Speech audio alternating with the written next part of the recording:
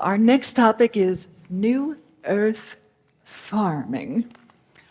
Everybody says, I want to get some land and start an organic farm and have gatherings on their property and get people in touch with Gaia. And I really want to connect with Gaia in this way. And then they wait and they don't do anything and they don't listen to the intuition, etc. And it gets pushed down the timeline, right? These are two beloveds that actualized that idea in a somewhat miraculous way, which is super fun to share. So please welcome Anne and David Darling. Hello. Say the name of your farm. The farm at Catawissa Creek. Catawissa Creek. I love it. All right, thank you. And you were located in? Pennsylvania. Catawissa, Pennsylvania. Beautiful. So this is super cool to me because neither one of you were farmers, intended to be farmers, that was not happening. David, you're kind of at the root of this thing. So will you describe what was happening in your journey when all this started coming together? Because you were working on recycling. Yeah, it was composting. So I was I studied mathematics and played lacrosse, and I was like pretty angry right after school ended, and I was wanting to find something that I could do that was meaningful, and it just was not anything I was doing. And I read an article about like the soil and soil health, and I was like, we got to save the soil. And I started applying that like anger towards trying to make a meaningful change in the world to something positive. And I started getting into homeless services and things like that in Philadelphia, and meal services, and collecting the food waste there, finding local farms in and around Philadelphia, building this system of like closed loop composting between meal services, farms. Hopefully they would take the food waste, turn it back into soil, grow the food, buy the food, take it back to the churches, feed people. Boy, was that naive. I got it set up. It worked. And I realized, oh my gosh, we don't even know how to recycle. Now I'm adding a new trash can to this place. Right. And but through that, I met a bunch of farmers. They started telling me to go to these conferences and things like that. And I kind of realized through that food waste thing that that's not really solving the issue. If we go one step before that, instead of dealing with the end product, maybe being a producer and producing sustainably would not even lead to waste. So that's kind of where my thought process was when I was thinking about this, setting it all up. The serendipity started happening, I think, when I realized that people started saying, you got to go to this sustainable agriculture conference. You got to go. And I'm like, I'm not a farmer. Like, I'm not doing any of this. And I was just like, okay, I had just sold my car. I thought I was going to like live in Philadelphia forever. And this sustainable agriculture conference is 3 hours away in the middle of the state. Costs a lot of money. It's like 5 days long. You have to stay somewhere. You have to eat. You have to do this. And meanwhile, I'm like working with the homeless. This is not a high-paying job at all. And so someone said, oh, they have scholarships.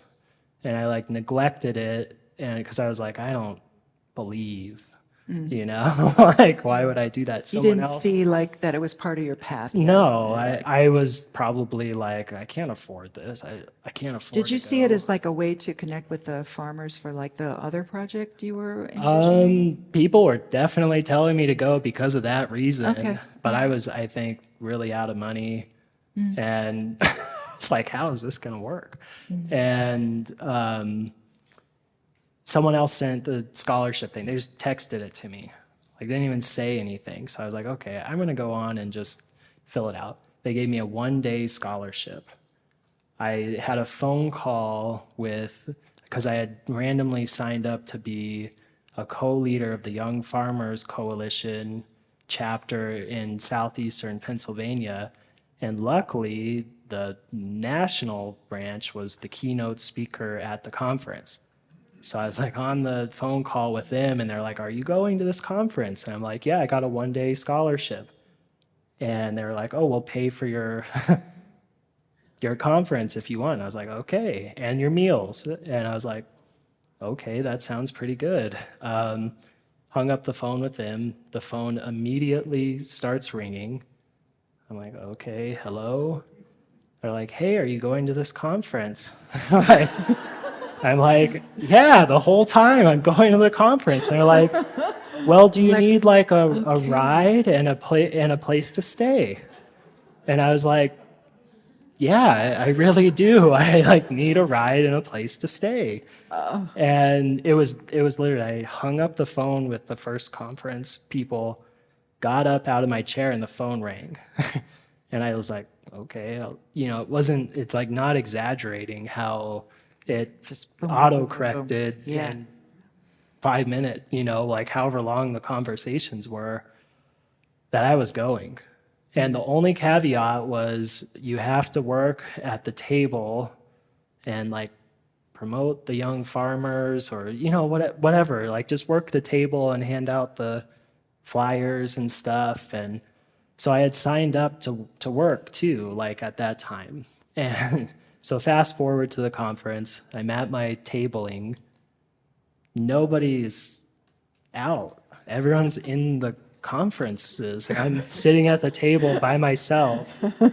No one is in the building, really. Everyone's in the rooms. And this guy starts walking down the hall, older guy. And the whole point of the conference, which is really funny, is that it was called Farming for the Future. And the point was, there's all these 65-year-old farmers. We're going to lose all this land to development if there's no transition plan. So that was another soil thing that I was really worried about. It was like something absurd, like millions and millions of acres lost because we don't have any young people that can go and do this because the land prices are so extreme. Which is funny. I studied so much about land trust. I would wish I knew Julie back then, later in this story, which I didn't need to know. But anyway, this guy is coming down, and then it's like a 65-year-old guy like walking down the hall, and he just starts coming up. He's like, "Hey, I've got this property. It used to be an apple orchard. It's 131 acres." He just starts telling me this. And I'm like, "Okay, I'll take your email down and send it to the young farmer," and he left. And I was like, "Oh man, that's like exactly what the conference is about." They're like, this guy, they're just everywhere. They're just trying to give away the land, And I went home and I was really sad because I was like, "Man, where's Bloomsburg, Catawissa?" I was like, "Where is that?" I had no idea. And I was sad because I'm like, I don't have any skills or whatever. But I went home and I applied to the first apprenticeship that I found. And it was perfect. It had just been posted. I looked at the time. It was 12 minutes ago. And I was like, this is a perfect one. It's close to Philadelphia. It's all this stuff. And so fast forward, I got into the first formalized apprenticeship for vegetable growing in the nation. This is how bad kind of our agriculture education is. Yeah. I'm 27 or something at the time. I'm the first person signed up for one of these. And because my mentors, the people that I had signed up with, were developing it with the Sustainable Agriculture Coalition in Pennsylvania. So I just once again lucked out a lot. And go back to the conference the next year, and I'm like, I'm a farmer, I'm an apprentice, I'm like Know how to grow some walking vegetables. around. I have friends. I'm not just like a random person here. Like No more table. I have to take these I have to go to these to get credits for my apprenticeship, and so I'm in one of these the last day, and I had seen this guy walking around too before, and I'm like, oh, I should talk to him. The same guy from the Yeah, the same guy from before. I'm like, that's that guy. And I'm in a workshop, last one of the conference. Luckily, I have a friend there with me, and he's like, hey, like this isn't it. Like, I don't need to know this. Like, I'm gonna go to this other one. And I'm like, okay, I'll follow you. Like, 'cause I didn't really know what I was doing at that point. And he walks into the other one. We sit down right next to Alfred. And in the break, when they're like, oh, discuss whatever we're talking about, he turns to us and he goes, hey, I've got this farm. It's 131 acres. 131 acres. And I'm like, oh, wait, it's near Bloomsburg. It's like the old apple orchard. Can I talk to you after? And he's like shocked. And he's like, yeah. So long story short, he was going to put it on auction if he went home because he had just adopted his 5-year-old granddaughter, and he lived in Massachusetts. He had been looking for 5 years, approaching people in this manner, just spewing the whole details, trying to find Someone to take over. and like, thank God I had, I was in this formalized apprenticeship. I said yes, and I showed up. I went 2 weeks later, and we walked around the whole 131 acres. Like, I don't know if people know how big that is. It's like, it's a lot. We were hiking, and it's not flat. It's forested. It's very diverse. If you go on our And the creek. website, yeah, and you have to go across the creek. It's not a creek like this. It's that big as the room, Formidable. width or bigger, and major tributary of the Susquehanna. And I'm walking down the hill, and I'm like, oh, man, like, let's rip the Band-Aid off here. I studied math, and I'm like, okay, what's the average cost of an acre times 131? I'm like, I make $11 an hour seasonally at a farm, at learning stuff. And I'm like, well, you get to take the food home. And I'm like, okay. And so I'm like, what do you want? He turns around and he says, nothing. And I'm like, okay, what does that mean? What is nothing? And that's not exactly how the conversation. That's my thoughts. I don't think I said anything after. I was just like, Like, and I believed him. I really did, because you meet someone, and but no one else believed me when I told anyone this. They're like, you're getting scammed.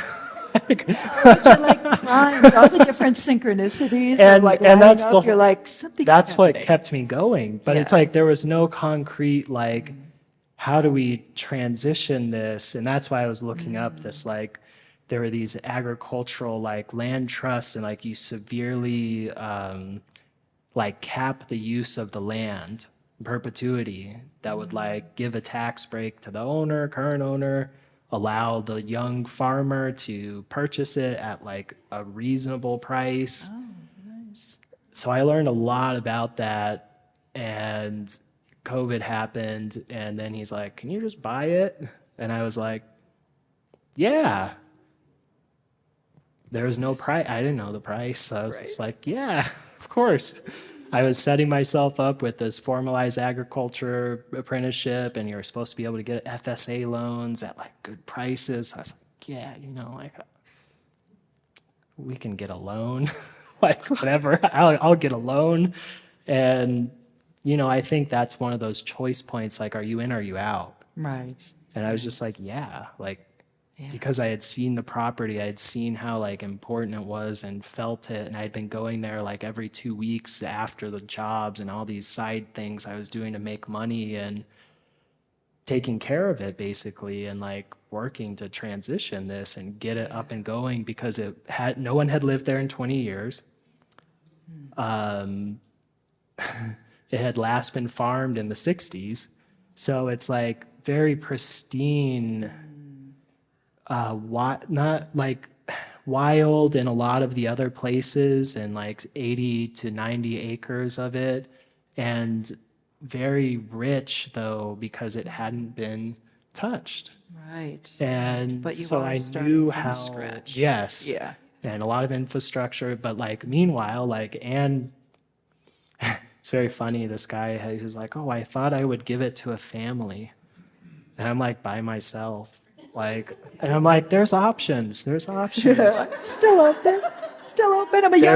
I was in the field. There's no options, and I'm like in the middle of nowhere farming. Right.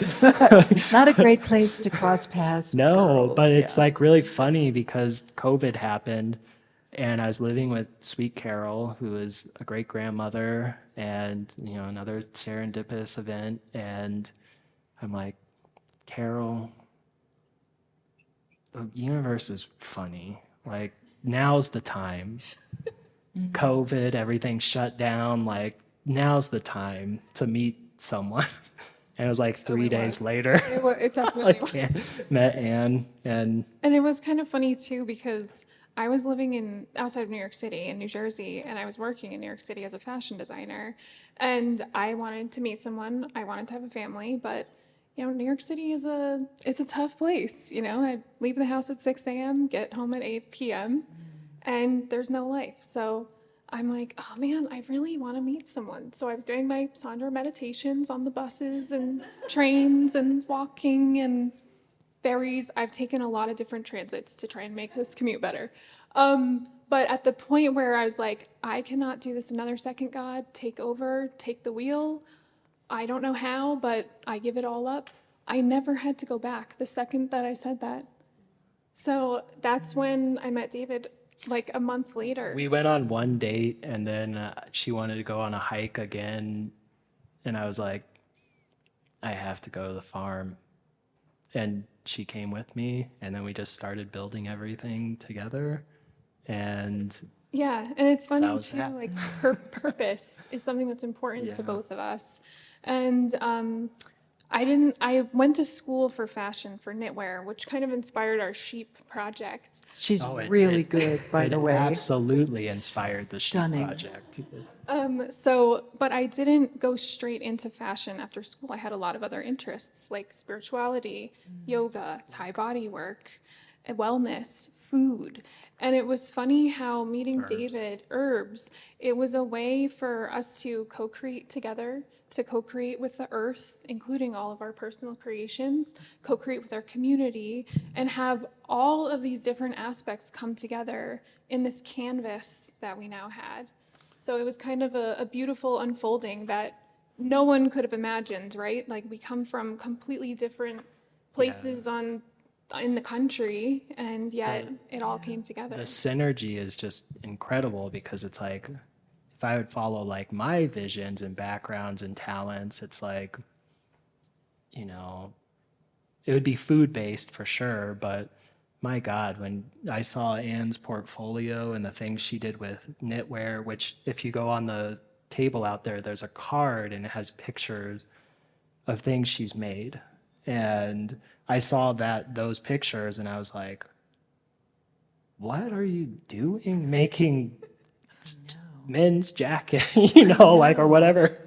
And I'm like, Her stuff is like so galactic. it's got like galactic unbelievably flavor. beautiful. So now And you're like literally raising the sheep for the wool. soil to arm, and so totally sustainable. Our relationship with the sheep, I think, is something that I haven't seen with livestock on other places. Some, but not common. But yeah, Anne is absolutely the like talent and creative vortex that I was like, we gotta not do what I was gonna do and pull that out of the, It's like so collaborative. So tell us now, farm is up and running, actually producing produce, yeah?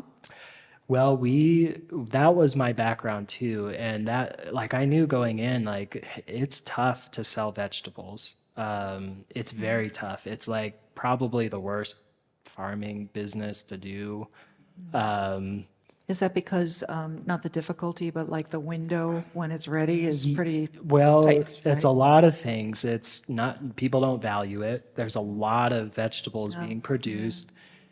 It's fresh, so you can't really store it very well. So yes, you have to have an outflow like every time you harvest. Yes, to be gone, which is hard to do. And we live in a place where everyone farms.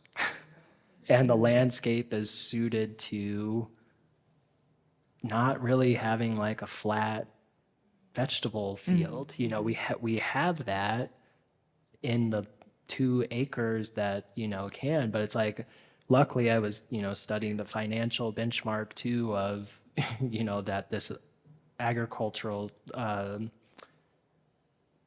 nonprofit was doing, and my mentors were a part of, and it doesn't look good for small farms, everyone, so go support them. Basically you have to farm like 10 acres or more and be very close to a market like that you can sell all these things to, like New York City or Well, in order to get the support.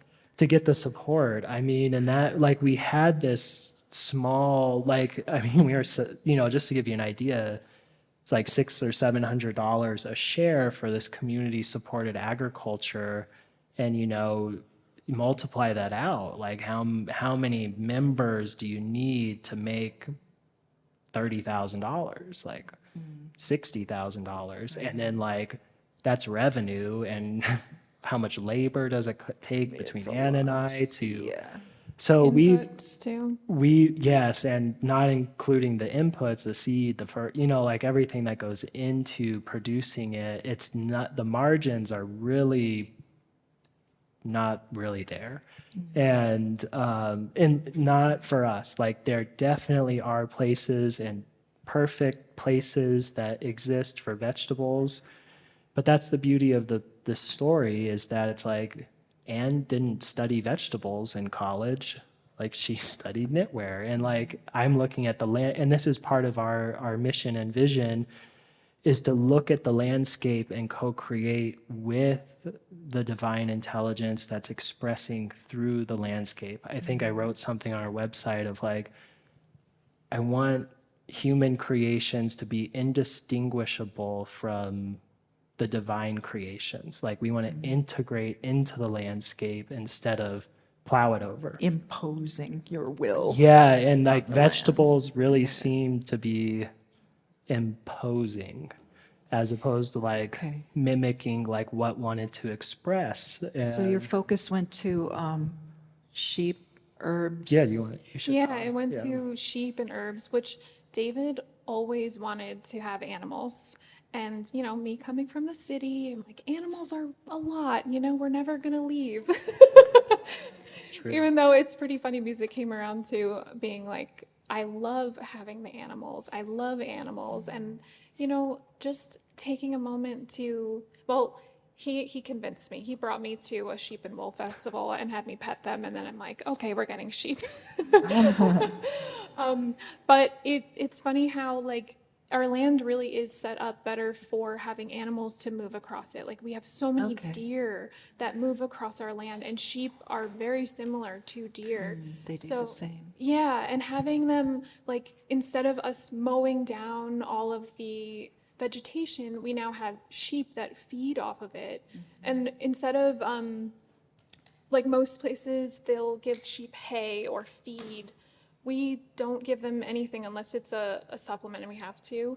They eat specifically from the earth and whatever the earth is expressing in that area. So it's not Kentucky bluegrass or like a monocrop of grass. This is like the diversity, the biodiversity of our land. So the sheep, we move them across 10 Every or few 20 days. acres, and every few days they get a fresh pasture. So it's helpful to us for managing the land. They give back to the land through, their fertilizer. And their feet are always on the soil. We don't keep them in barns at all. They never go in the barn, actually. No, never. Wow. Yeah, people send Yeah. us angry emails when it gets cold. But they're fine. They're very happy outside. And yeah, the cool thing about our management too is that you've seen it in our video. Our sheep are happy. They lay down and they chew. Look, there's happy sheep. Oh yeah, there you go. But having that, we want to have animals that are calm, that trust us, that we can move them across the land in this way and not have to give them inputs or, grow just more in position of putting all grass on the ground. And then as far as the herbs grow, it's another one of these things where, I'm at a corporate job and I'm bringing my herb book and I'm reading about herbs. And I tell David all the time that I would think how cool it is to use plants in our life and integrate these plants into our lives. But because I didn't have the context of working with them, I couldn't remember their names. But then when I go to the farm and I really start developing this relationship with the plants, of course you remember their names, you remember their presentations, you remember how they look in all seasons. And again, it's mimicking our land. Like there's a lot of wild herbs on our land. So for us to grow them, Yeah. it just makes sense too. Yeah. So we cultivate our own curated selection of herbs, and we wild forage some pretty rare herbs that we are like, whoa, like that's right there, and That's cool. So, but you also have, like, you've had gatherings yes, and do ceremony with Yes. Gaia, with the land and everything, with people. So you've created that too on the land. and that's kind of how we got into it too. We were talking about this, and it's like the first event I wanted to run was like a when you eat retreat. But we like mindfulness. mindfulness. It's kind of one of these like Tibetan like monks. Some of you've probably heard of it. It's like, well, how do you know you're enlightened? And the master's like, when you eat, you eat. When I eat. And they're like, what? Like they don't understand. And so we did it with tea. Tea that we grew at our farm and forage too. We have a white mulberry tree first when you come into the property, and I had known about white mulberry from it's very popular in Thailand. So And then you ran, yeah, but you cut down like a branch that was pruned it. pruned down a branch. And we used the leaves for our tea. We dried them, and then we grew a few other things. But it kind of like this herb sheep story and synergizing our talents and getting to Sandra's like event space thing. I mean, we renovated, well, that's a strong word. We stabilized the. Hadn't been touched since the 60s. Keep that in I mean, mind. we house actually have a stayed. pretty popular Reddit post that made it to the front page where I like put all these pictures of my pregnant wife like cutting trees down and like or vines down that were They were suffocating dead the trees trees covered in and wild grapes that moving took over the tree. moving stuff out of these open space barn areas that are now the event spaces. She's like, how pregnant? Like very pregnant. Like, and I'm like, why am I taking a picture? I should be moving that. But it's a great picture. And like showing this like couple-year journey. And so we started right when COVID happened. 2 years of stabilizing, renovating, and like I had a horse-drawn wagon. It was in great condition at that point. That I mounted to the tractor and like had to take down decrepit buildings. And like if you go and find that post, and maybe we'll share it in the presence community, it's pretty impressive like seeing what it looked like what it looks like now to like get it up and going to this, and like using a horse-drawn wagon and like my arms, like Anne's pregnant and Do what it's you gotta do. snowing and like I'm on the roof of this thing like sawzawing it in half, and she's like running out and like, what are you doing? I'm trying to do this while she's napping because I'm like, she's not gonna let me do this. True story. Look out the window and I see him on the roof with his clothes on. In the snow, it was snowing. He lived. It's okay. Yeah, and so yes, and Anne ran this amazing event called Wild Medicine, and that was kind of really this leading to our point, because I was thinking of Julie's answer of like biggest lesson, and it's like kind of the same but kind of different. It's like we have a lot of talents and things, and she's like, don't do it, don't try to solve everything at once, Yeah. you'll fail. And I'm like, we didn't necessarily fail, like everything was a success, but it's like, how do you manifest all of these body work, farming, knitwear, like all of these things at once that we're trying to like reach our hands out and like move all the pegs, like it's very hard. So that's why we're paring it down a bit. We took off last year of running these events because it's one of these things where it's like you kind of follow the flow. Like we got a call from the insurance and they're like, you're having overnight events? Like, what? Like, you're... Yeah. And we're like, yeah, we've been doing it for a while.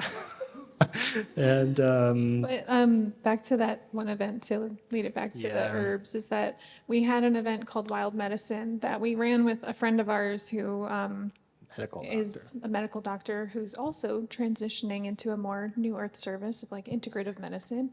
And we ran it together talking about how to use herbs and also how to go outside. And when you look at a sea of green, to actually recognize that there's more than just a sea of green. There's actually quite a lot of diverse life that is just waiting for you to ask, what's your name and how can we create together?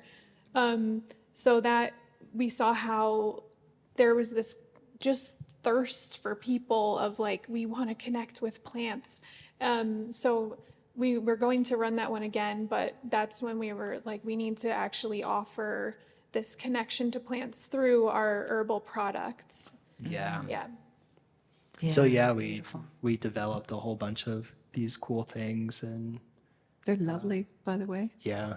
Gorgeous creations. Thank you. I want to tap into how and why this unfolded the way that it did for you both, because both of you hold highest intention, highest outcome, highest level of service consistently, right? Yes. Like that's your motto, that's your core. There's, and you had mentioned too, which I wrote down when we were talking about like lessons and challenges, is you had mentioned holding the intention of service without parameters. So it's service, it's not, I want to own a farm. It never would have unfolded, right? It's If you e- weren't just, it's I want to work with the land, I want to honor this, I want to move it forward, and then all of a sudden this stuff is showing up. And the same with Anne, she's working, fiber work especially, is like so tactile, and you're so like connected to, the wool itself and where it came from and everything. So there's like a heart intention there too that's kind of calling in, like we used to joke up in Mount Shasta, where was your shirt grown? Yeah, that's Like really getting into like new earth alignment kind of thing, like know your consciousness and where it comes from and everything like that. So there's definitely part of that coming into paying attention when new opportunities present, that the path may be different from what you think Definitely. I think for all of us, right? Yeah, to really answer that, it's like, it's not like I want to be the YouTube channeler, like example from earlier. It was not that at all. It was like, oh my God, we're going to lose the soil. Genuine And like concern. stewardship of that. And like, that's why it's, stewardship is all over our website. And it's really funny. We were on the plane coming here, and at our gate, like we got through, and there's this big picture, like right when you go into the tunnel to get onto the plane, and it's like, oh, in this half-acre picture, there's 120 species living, and it's like it's like just flowers, or somewhere up in a mountain. And I'm like, I've always like wondered that. And that's a big part of it's like, justice was a big thing for me, but it's not just human related. It's like, how do you ensure humans have, I think, the most influence over the landscape right now, maybe besides like a tsunami or something. The But elementals. like, how do you create what, we think is good for humans, but ensure that there's still space for, I don't know what 120 species are in that half acre, and multiply that by 300. We have, how many species are on our property? Yeah. And we have the creek, it's like there's so many different environments and ecosystems on our land. And that was, I think, something so important to me and Anne. And no one's going to pay me for that, right? Like, nobody paid me to be like, no, I'm not going to mow Right. that. Like, and Right. our neighbor called us one day and was like, Yeah, and you when got to we were mow. talking about the mowing too, it's like mowing. It's a funny subject around us. The mowing it's- issue. Yeah, we It's like there's just a lot of species that are in birds, this tall turtles, grass, and snakes, this is part of deer. why we think that the sheep walking through is less of a disturbance than taking the tractor through with Yeah. these big It's blades. slower. Definitely Because less you see- traumatic on all the yeah, species. It's loud, there's there's turtles in there too. There's Yeah, because we have the creek. praying got the creek, mantises. They're yeah. going- Yeah, so it's just like a how lot of can things to we consider work too. together. Yeah. And I think like I feel that, and you had mentioned this too, that your relationship with Gaia has changed, the way you work with crystalline plasma and the land has upshifted. I know you mentioned that, like with the creek recovery and stuff, there's definitely use of the crystalline energies and use of the plasma in growing, in restoring, getting the land honored. But there's something here about honoring the mother too, the garden energy. That's really beautiful with you too. And for those that are considering, I want to own a farm, learn. But also, like, I feel like because there is that heart intention, because you're both also involved actively in an ascension path, so it has an effect on your outcomes, your highest trajectory, just surrendering to service. What does Gaia want? What does the land want? What do the critters want? What do the species want? What's the best way to steward them, not own them, right? It's a different New Earth heart set around that.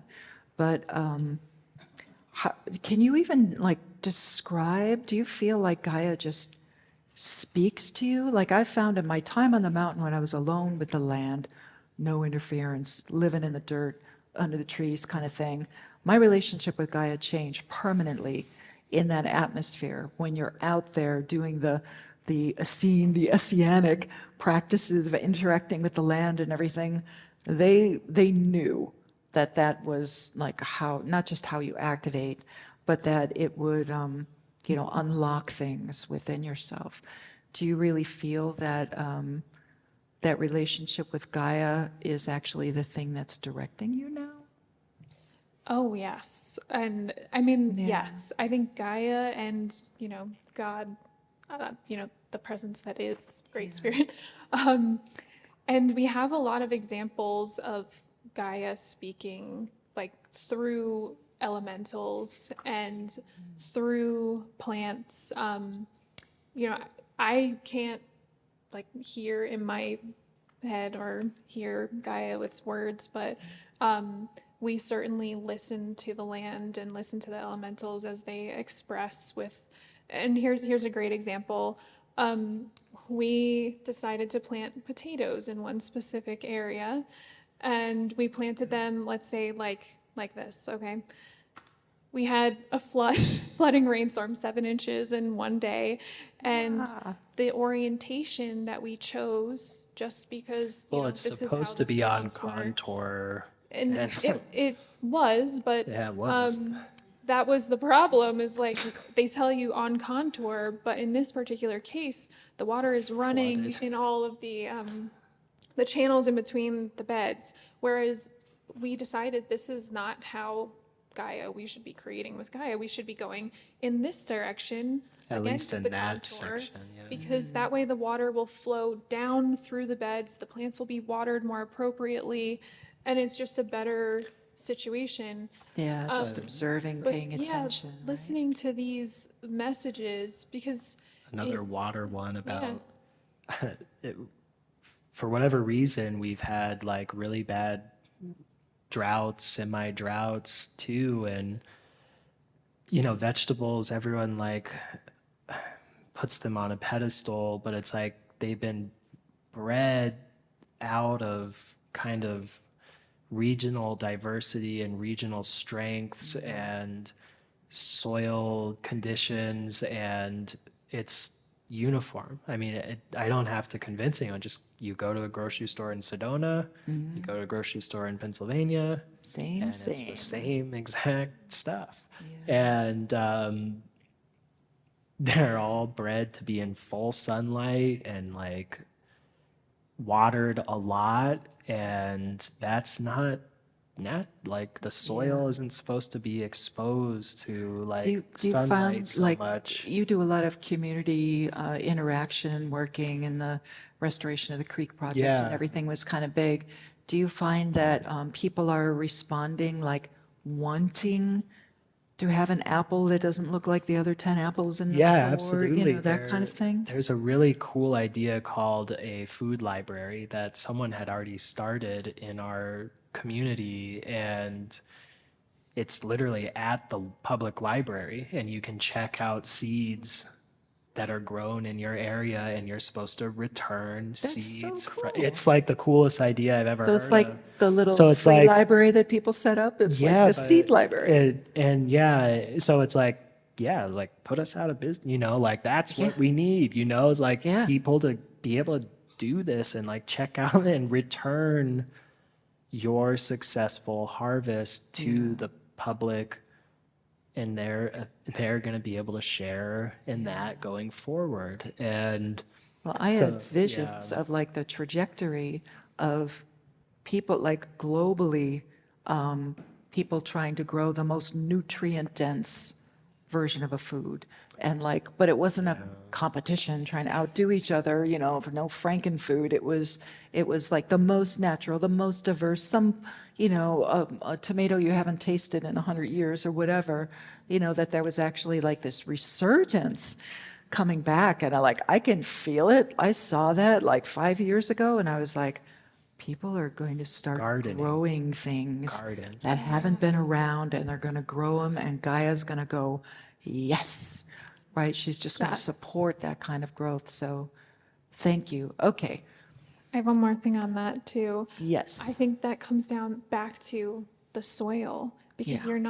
it's not just one kingdom that you're creating with in that sense. You're creating with all the microorganisms in that soil too. Yeah. Beautiful. Yeah. And knowing that all the fungi talks to each other and everything, the word will get around, right? Beautiful. Biggest lesson, just staying on point with your intention. I think kind of what I mentioned earlier, it's like we have a lot of skills and talents, and we're trying to bring it all out, but listening when things aren't working, everything we've done has been like successful, but we're really trying to pare it down to be the most synergistic or harmonious between the land, between us, between our family, between the soil, all of these things that account for our time and our effort, and to be able to continue to preserve the land and ensure the habitat for all of these things that exist where we exist too. So that's kind of why we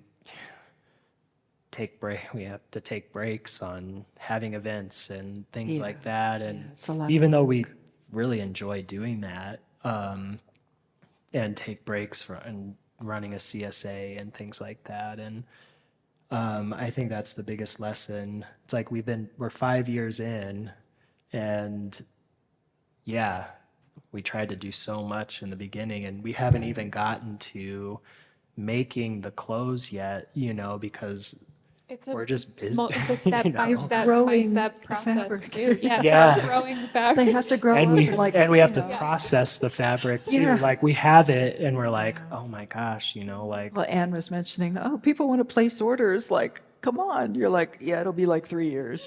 Okay. Yes, it's the natural process of things is Yeah. not the same It's different. as industrial. it's a process. curve. Once you though. get going, It's a though, curve. like, Yeah. I just feel in my heart like we're all going to be totally exhausted by all the plastic consumerism that is clothing and like all Yeah. that stuff. I try to do this is unique, made by somebody in California, but it's just, there's definitely an alignment there and a desire to put your money where your consciousness is and really start investing and supporting the people that are creating the things that you dream about. And anybody out there who's thinking about organic farm, support, learn, have the conversation, start the alliances, because it is all about the stewardship and letting Gaia birth the new thing, right through all of our activities. Oh my goodness, you are both so precious. Thank you. Thank you, Thanks. Sandra. Thank you. Thank you, everyone.